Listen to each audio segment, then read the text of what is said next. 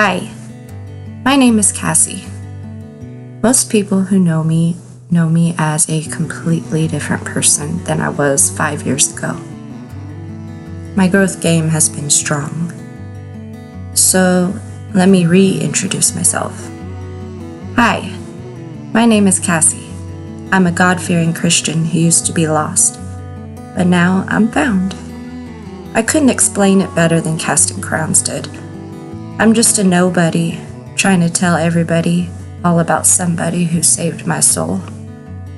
I have a testimony to tell. My testimony begins the day that I believe a huge part of me died. Since that day, I have never been the same person.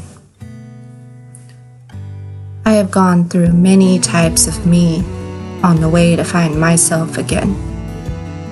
I was completely lost in this thick fog. No one could find me.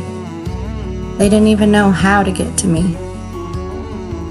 That day was October 4th, 2014, 6 years ago. The night I lost my husband, and my kids lost their father to suicide. At that time, my kids were 6, 4, and 3. I've actually been working on a memoir detailing that whole tragic event and my journey through grief so far. That was the most deepest and rawest pain I've ever experienced. The emotional pain was so intense for me that I even contemplated taking my own life. I went as far as searching the internet for ways to exit life pain-free.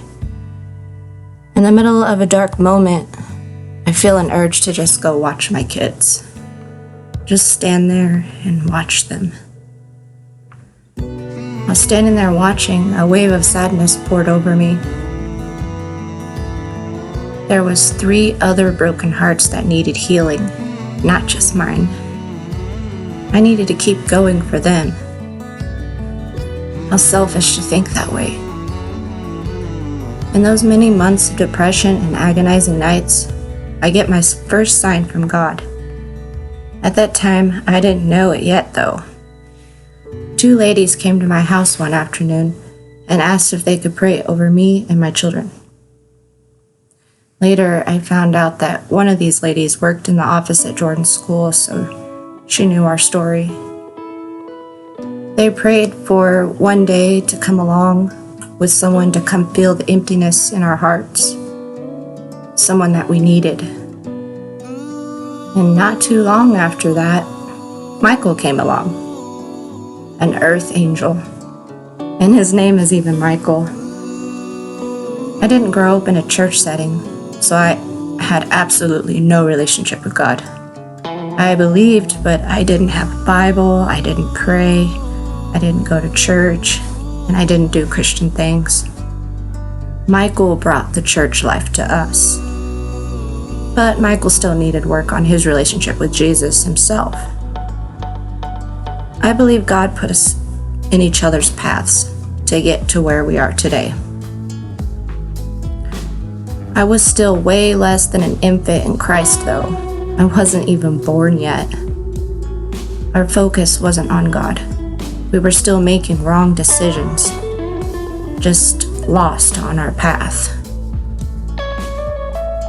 On February 16th, 2020, God reached out again. And this time, we both took his hand.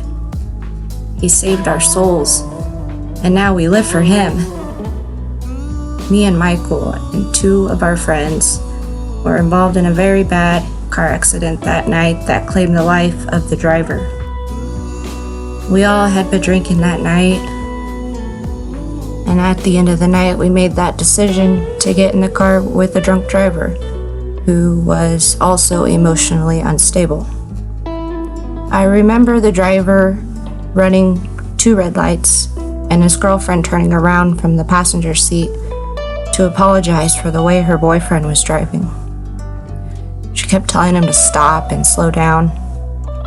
He ran a 3rd red light, but at that light another car was coming. Their light was green, coming off the highway, so the speed was fast. Michael and I both don't remember that third red light. The driver died, and the rest of us three were life watched to Wichita. I woke up 3 days later in the ICU with no idea of where I was or how I got there. I learned what happened and about my injuries. I had 8 broken bones in my face, a collapsed lung, a brain bleed, and a highly severe concussion. Michael woke up 6 days later with a lot more injuries. He ended up needing reconstructive surgery in his face with metal plates. He also had a collapsed lung, brain bleed, severe concussion, and his pelvis was broken in half. The passenger was life watched for her injuries but remained coherent the entire time, so she knows exactly what happened and unfortunately had to witness everything that happened in that moment, including losing her boyfriend. She had many broken bones in her leg and her wrist. The thing is, when I woke up, I had this intense feeling of peace. A peace I haven't felt in some time. And at that moment, my grief didn't seem so intense anymore either. Michael also woke up saying he felt a peaceful presence during his coma. But the crazy thing is Michael woke up reciting the Lord's Prayer. All the time we spent in our comas, we had many people praying over us and for us. For where 2 or 3 are gathered together in my name, I am there among them, is Matthew 18:20. That, I believe, was my wake-up call from Jesus. We woke up yearning to be with Jesus. Since then, my relationship with Jesus has strengthened. I still have a lot more to learn and figure out, but the whole life journey is a learning process in itself.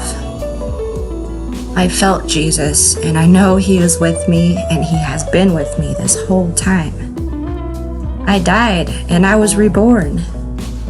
I lay everything down at your feet, God. You have every part of me. I'm all in.